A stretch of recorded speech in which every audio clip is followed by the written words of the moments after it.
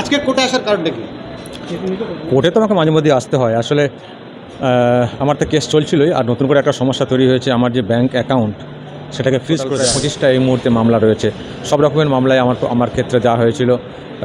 মানহানি থেকে শুরু করে চুরি, ডাকাতি, শ্লীলতাহানি, অ্যাটেম্প টু রেপ, ওরা মামলা করে, আমরা লড়ি হাইকোর্টে এসে এইভাবেই বেঁচে আছি। আমি জানি আপনার একটা চ্যানেল আছে আরামবাগ টিভি বলে। আরামবাগ থেকে একটা চ্যানেল চালাই, সেখানে এত মামলা দেওয়ার কী রয়েছে? লড়াই খুব টাফ। আমি নর্মাল লাইফ লিড করি না। আমার প্রতি মুহূর্তে ব্যাঘাত, সমস্যা ইত্যাদি আছে, তার মধ্যেও আমি এগিয়ে যাচ্ছি। আজকে হিয়ারিংটা একটা হয়েছে, পুলিশকে রিপোর্ট জমা করতে বলেছে, এখনও অ্যাকাউন্ট খুলেনি আর কি। আবার নেক্সট হিয়ারিং রয়েছে, দেখা যাক। আচ্ছা, এই ব্যাংক কি রাজ্য সরকার নিয়ন্ত্রণ করে? রাজ্য সরকার তো নিয়ন্ত্রণ করে না, করতে পারেও না, কিন্তু পুলিশ তদন্তের কিছু একটা কারণ দেখিয়ে হয়তো ফ্রিজ করার জন্য ব্যাংককে বলেছে। ব্যাংক সেটা করেছে, হয়তো কোনো ক্লজ আছে, কিন্তু সেটা কতটা যুক্তিযুক্ত, কতটা আমার ক্ষেত্রে প্রযোজ্য, সেটা দেখার বিষয় রয়েছে। এখন আজকে যেটা হয়েছে, বিচারপতি শুনেছেন, শুনে রিপোর্ট চেয়েছেন ব্যাংকে কী কারণে বলা হয়েছে পুলিশের তরফ থেকে। সেই রিপোর্ট আসবে নেক্সট হিয়ারিংয়ে, তারপর দেখা যাবে। আজকে কি মামলা উপস্থিত রাজ্য সরকারের দেওয়া আপনার? আমি এখন মনে করতে পারবো না। আমার টোটাল প্রায় 25টা এই মুহূর্তে মামলা রয়েছে। সব রকমের মামলায় আমার ক্ষেত্রে দেওয়া হয়েছিল। মানহানি থেকে শুরু করে চুরি, ডাকাতি, শ্লীলতাহানি, অ্যাটেম্প টু রেপ, মানে অ্যাটেম্প টু মার্ডার, সবই কেস দেওয়া হয়েছে। এখন হিসেব করে বলা খুব মুশকিল। এই মানে ওরা মামলা করে, আমরা লড়ি হাইকোর্টে এসে এইভাবেই বেঁচে আছি আর কি। আমি জানি আপনার একটা চ্যানেল আছে আরামবাগ টিভি বলে। আপনি সত্য খবর যে রাজ্য সরকারের যেসব অপদত্ততাগুলো রয়েছে সেইগুলো মানুষের কাছে তুলে ধরেন, সেই জন্যেই কি রাজ্য সরকারের আপনার উপরে এত অতুষ্ট? সেটা তো দেখলেই বোঝা যায় যে, এবং সেই জন্যই তো এত রাগ, এত ক্ষোভ। কোথায় আরামবাগ থেকে একটা চ্যানেল চালাই, সেখানে এত মামলা দেওয়ার কী রয়েছে? হয়তো কোথাও একটা ওই কাজ করে যে সব বলে দিচ্ছি, হয়তো ওদের অনেক কিছু প্রকাশ পেয়ে যাচ্ছে। তাছাড়া ভয়টয় দেখিয়েছি, তারপরে চুপ করানো যায়নি। সেই জন্য চলো কেস টেস দিয়ে যদি একটু ভয়টয় দেখানো যায়। কিন্তু একেবারেই মামলা তো ওই জন্যই হচ্ছে, শাসকের বিরুদ্ধে যেহেতু কথা বলছি সেই জন্য। আপনাকে এরকমভাবে মামলা দিয়ে যারা আমাদের মতো ছোট ছোট কাজ করি, আমাদের কি বার্তা দেওয়ার চেষ্টা করছে রাজ্য সরকার? অবশ্যই, এ তো মুখ খোলা যাবে না। সোশ্যাল মিডিয়াকে ওরা তো কন্ট্রোল করতে পারছে না। মেন স্ট্রিম মিডিয়াকে তবুও কন্ট্রোল করা যায়। তাদের একটা অফিস আছে, নির্দিষ্ট কেবল অপারেটর আছে, তাদেরকেও ভয়টয় দেখিয়ে বা বিজ্ঞাপনের ব্যাপার আছে, অনেক কারণে মেন স্ট্রিম মিডিয়াকে কন্ট্রোলে আনা যায়। আমাদের তো সে কন্ট্রোলে নেই। আমরা যে কোনো জায়গা থেকে চ্যানেল রান করতে পারি, সেই জন্য আমাদেরকে তো ওইভাবে হয় না। সেই জন্য ইউটিউবারদের উপরে বেশি কেসটা দেওয়া হয়। এবং সংবাদ মাধ্যমকে বলা হয় গণতন্ত্রের চতুর্থ স্তম্ভ, কিন্তু আমরা দেখতে পাচ্ছি যে বিভিন্ন রাজ্যের সঙ্গে সঙ্গে, বিশেষ করে আমাদের রাজ্যে, সেই গণতন্ত্রের চতুর্থ স্তম্ভকে গলা টিপে মারার চেষ্টা করছে শাসক। দেখি না, সে তো আছেই। শাসকের মানে যখনই শাসক দেখছে যে আমার বিপদ হয়ে যাচ্ছে, সব কথা বলে ফেলছি আমরা, ওরা হয়তো একভাবে মানুষকে বোঝানোর চেষ্টা করে। সেই জন্যই এটা করে, আরও করবে। আমার লড়াই খুব টাফ। আমি নর্মাল লাইফ লিড করি না। আমার প্রতি মুহূর্তে ব্যাঘাত, সমস্যা ইত্যাদি আছে, তার মধ্যেও আমি এগিয়ে যাচ্ছি আর কি। শাসক চেষ্টা করলেও ওরা গণতন্ত্র বলে কি সেটা তো জানলেও মানে না। সুতরাং ওরা ওই রকম করবে, আর আমাদেরকে আমাদের মতো করে কাজ করতে হবে। ইতিমধ্যেই বীরভূমের কাগজের বাঘ, যেটাকে মানুষ বলে, আবার কেউ কেউ রিয়েল টাইগারও বলে, তিনি গরু পাচার মামলায় 22-23 মাস জেল খাটার পরে ছাড়া পেয়েছে।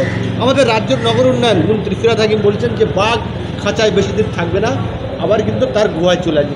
লজ্জা লাগা উচিত ববি হাকিমের, যে এরকম একটা চেয়ারে বসে এরকম মন্তব্য করছেন। যে চেয়ারে অনেক বড় বড় মানুষ বসেছিলেন, মেয়রের চেয়ারে, একজন মানুষ বেল পেয়েছেন, খালাস কিন্তু হননি, জাস্ট বেল পেয়েছেন, এবং অনেক দিন জেলবন্দি ছিলেন। 9 আগস্ট সম্ভবত অ্যারেস্ট হয়েছিলেন। যাই হোক, অনেক দিন জেলবন্দি ছিলেন। তো বাঘ তো খাঁচা থেকে বের হতে পারেননি কেন? এতদিন কেন ওয়েট করতে হয়েছে কেন? আর এরা হচ্ছে এইরকমই, বেল পেয়ে গেলেই এটাকে খালাস মনে করে একটা সাফাই দিয়ে বাজিমাত করার চেষ্টা করেন, আর দোষগুলোকে ঢাকার চেষ্টা করেন। খুবই নির্লজ্জপনা হলে যা হয় আর কি। আমি যেমন মামলাতে খালাস হয়েছি, অ্যাটেম্প টু মার্ডার কেস আমার নামে দেওয়া হয়েছিল, তাদের খালাস হয়েছি। শ্লীলতাহানি কেস দেওয়া হয়েছিল, তাদের আমি খালাস হয়েছি।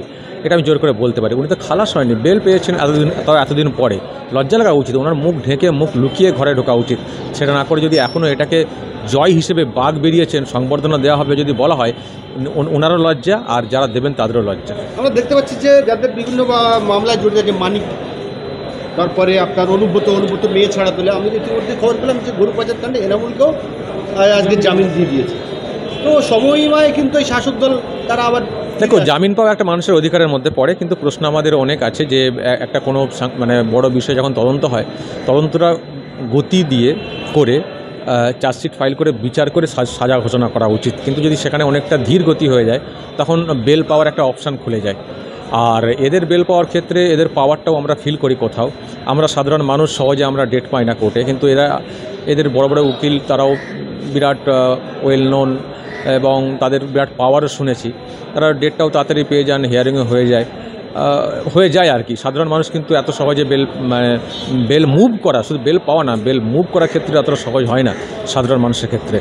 ওনাদের সেই ক্ষমতা আমরা ফিল করছি। আমি সেই জন্যই তো বলি বারবার যে তদন্ত আমরা চাই, তদন্ত চাই বলছি, আর্য করে তদন্ত চাই বলছি, এইসব বলে কিছু হবে না। কারণ যিনি চেয়ারটাতে বসে তদন্তকে প্রভাবিত করছেন, তদন্তকে ডিলে করার চেষ্টা করছেন নানানভাবে, আইনের ফাঁককে ইউজ করে, সময়কে নষ্ট করে, তাকে না সরাতে পারলে কোনো তদন্ত কিন্তু ঠিকমতো করে হবে না, বিচারও সেই মতো আসবে না। সেই জন্যই বলা। এবং এরই দেখতে পাচ্ছি চোখের সামনে অনেকে বেল পেয়ে যাচ্ছেন, যাদেরকে আর কখনো ভাবতেই পারেনি যে বেল পেয়ে যাবেন, তারাও বেল পেয়ে যাচ্ছেন। সেই জায়গায় সংসদ দীপক অধিকারী দেব, তিনি কিন্তু জেতার আগে থেকে বলেছিল যে ঘাটালে মাস্টার প্ল্যানের প্রয়োজন, রাজ্যের মুখ্যমন্ত্রী মাননীয়ও বলেছিলেন।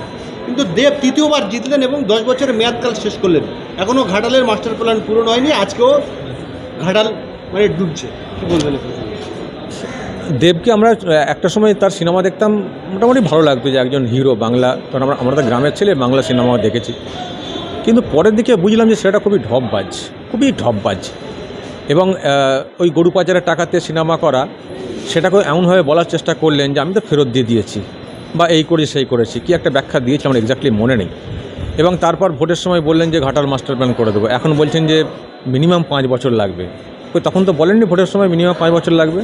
তাহলে এই যে লোকটা এই মুহূর্তে ঢপবাজি করছেন, মানুষের সামনে ধরা পড়ে যাচ্ছে। এবং আবার কালকে নাকি বলেছেন এটাও, যে যদি ঘাটাল মাস্টার প্ল্যান না হয় তাহলে আমি আর ভোট প্রচারে আসবো না। আসবেন কি আসবেন সাথে পরের বিষয়, আপনি কি বলেছিলেন সেটা কেন হবে না, তার উত্তর তো আপনাকে দিতে হবে। ফলে এই যে একটা ঢপবাজি শুরু হয়ে গেছে ওর মধ্যে, আমার মনে হয় না ওনার যারা ভক্ত ছিলেন, যারা একটু ভালোভাবে দেখতেন, ভালো চোখে দেখতেন, সেইভাবে আর ওনাকে তারা দেখছেন বলে ওনার চাল চরিত্র খুব একটা ভালো লাগছে না। এই যে উনি তৃতীয়বার জয়ী হওয়ার পরে বুঝতে পারলেন যে আরও 5 বছর সময় লাগবে। 5 বছর বলার মধ্যেও আমি একটা এমন টোন দেখলাম, মিনিমাম 5 বছর বলেছেন, কত বছর লাগবে উনি নির্দিষ্ট করে বলেননি। ফলে আদৌ, এবং আরেকটা কথা উনি বলেছেন যে বন্যা হয়েছে ওটা নাকি আটকানো যেত না, ঘাটাল মাস্টার প্ল্যান হলে আটকানো যেত না। তার মানে, এবং এটাও বলেছেন যে আমরা যেটা ভাবছি এতে করে লোকালি বৃষ্টিতে বন্যা হলে সেটা আর হবে না। তো লোকাল বৃষ্টির জন্য আর মাস্টার প্ল্যান কি, ও তো নদী বাঁধগুলো একটু উঁচু করে বেঁধে দিলেই তো হয়ে যায়। ঘাটালে বন্যা হয় তো ডিবিসি ছাড়া জলেই তো বন্যাটা হয়, সেটাকে যদি আটকাতে না পারি, ওই লোকালি বৃষ্টির জলে বন্যাকে আটকানো যাবে, তাহলে সেটা আবার কি মাস্টার প্ল্যান? সুতরাং সবটা হচ্ছে ঢপবাজি। ওনারা যাই করুন না কেন, ঘাটালে বন্যা আটকাবে না। আর যখনই বন্যা হয়ে যাবে ওনারা ওই একটাই এক্সকিউজ দেবেন যে আমরা মাস্টার প্ল্যান করেছি, কিন্তু ওপর থেকে এত জল ছাড়লে কী হবে। সুতরাং এইসব হচ্ছে এক্সকিউজ। যাদের মন মানসিকতা ঠিক নেই, কাজের প্রতি সদিচ্ছা যাদের নেই, তারা এই রকম একটা বাইপাস করার চেষ্টা করেন। আপনি মাস্টার প্ল্যান এবং ডিবিসির কথা বললেন বলে একটি কথা না বলে আমি পারছি না। ডিবিসির জল ছেড়েছে রাজ্য সরকার বলছে, এবং মাননীয় নেতৃত্বের নির্দেশে সেই জায়গায় যারা রাজ্যের প্রতিনিধি ছিল তারা পদত্যাগ করেছেন। কিন্তু কেন্দ্র সরকার বলছে যে না, রাজ্যের সঙ্গে আলোচনা করেই জল ছাড়া হয়েছে। তাহলে রাজ্য কেন্দ্রের যে সংঘাতে তাদের কিছু যায় আসে না, কিন্তু মানুষগুলো ডুবে মরে যাচ্ছে। আগে তো মুখ্যমন্ত্রী বলতেন যে আমি জানি না, জল ছেড়ে দিচ্ছে। আবার কালকে শুনলাম নাকি পদত্যাগ করেছেন। তো তিনি কোথায় ছিলেন? তার মধ্যে ছিলেন ওখানে। আবার কালকে অন্য ব্যাখ্যা শুনলাম, আমাদের কথা শোনা হয়নি। আগে কিন্তু বলছিলেন না যে আমাদের কথা শোনা হয়নি, তখন বলতো যে জানি না। এখন বলছেন যে আমাদের কথা শোনা হয়নি, আমরা সম্পর্ক ছিন্ন করতে চাই। কোথায় সম্পর্ক ছিন্ন করছেন? দুটো পদত্যাগ করে দিয়ে সম্পর্ক ছিন্ন হয়ে গেল? সম্পর্ক ছিন্ন করলে তাহলে পাওয়ার প্ল্যান্টগুলোকে বন্ধ করতে হবে। রবি চাষ যে হয় এবং গরমে যে ধান চাষটা হয় ডিবিসির জলে, তাহলে সেই চাষগুলো কী করে হবে? এসব ছেঁদো কথা, নিজেদের গাফিলতি, নিজেদের অক্ষমতাকে চাপা দেওয়ার জন্য এইসব বলে একটা ডাইভার্ট করার চেষ্টা। এটা বাংলার মানুষ অনেকে বুঝেছেন, অনেকে হয়তো বোঝেননি। যারা বোঝেনি তাদের বোঝা উচিত যে এগুলো সব ঢপবাজি চলছে, মানুষকে বিভ্রান্ত করার চেষ্টা। মানুষ যেহেতু প্রশ্ন তুলছেন যে আপনি ঘাটাল মাস্টার প্ল্যান বলেছিলেন, কী হলো, সেই জন্য উনি এখন অন্যদিকে মোড়টা ঘোরানোর চেষ্টা করছেন। এবং ঝাড়খণ্ড থেকে যেসব ফল ফ্রুটের গাড়ি আসছে সেগুলোকে আটকে দিয়েছে, বলছে ঢুকতে দেবো না। এটা আমি খুব অবাক লেগেছে যে মুখ্যমন্ত্রী এরকম কনসেপ্ট কী করে হয়? উনি মুখ্যমন্ত্রী হন কী করে? জানেন না যে ওখান কত জিনিসপত্র আমাদের রাজ্যে আসে, সাপ্লাই হয়, তো সেগুলোকে আটকে দিলে সেগুলো নষ্ট, এবং এখানে চাহিদাটা একটা বিরাট তৈরি হয়ে যাবে। বোঝেন না, হঠাৎ করে বললেন কেন গাড়ি ঢুকবে? তো গাড়ি ঢুকবে তো কী সমস্যা আছে? গাড়ি আটকে কী করে? আর তাছাড়া ফের গাড়ি চালু হলো কেন? চালু করলেন কেন? সম্পর্ক ছিন্ন করে বলেছিলেন, আবার কেন সেই গাড়িগুলো চলতে আরম্ভ হয়ে গেল? সুতরাং সব জায়গায় ছেলে মানুষই, সব আইওয়াস না, ছেলে মানুষই খুব বাজে করছেন, রাজ্যের জন্য খুব বাজে হচ্ছে। সংখ্যালঘুদেরকে বুঝতে হবে যে আমাদের মাথায় বেল ভেঙে একটা শাসক দিনের পর দিন ক্ষমতায় টিকে থাকছে, কিন্তু সংখ্যালঘুদের জন্য কিছু করছে না, বিশেষ করে মুসলিমদের জন্য কিছু করছে না।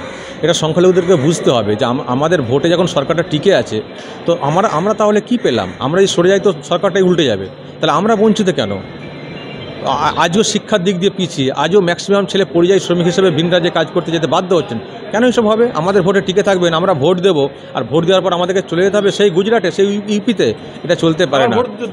আবার ভোট দেওয়ার জন্য আসতে হবে, এইসব চলতে পারে না। আমরা যখন ক্ষমতায় টিকে রাখতে পারছি সরকারটাকে, আমরা আমাদের অধিকারটা বুঝে নেব, উন্নয়নটা বুঝে নেব। আমরা রাজনীতি বুঝি না। যে উন্নয়ন করবে, যে আমাদের দাবিগুলো পূরণ করবে, তাদেরকে আমরা সাপোর্ট করব। সেটাই উদ্যোগ। মানুষকে যে ভুল ভ্রান্তি করে যে এই যে ক্ষমতায় টিকে থাকার চেষ্টা হচ্ছে, এইসব বন্ধ হওয়া প্রয়োজন রয়েছে।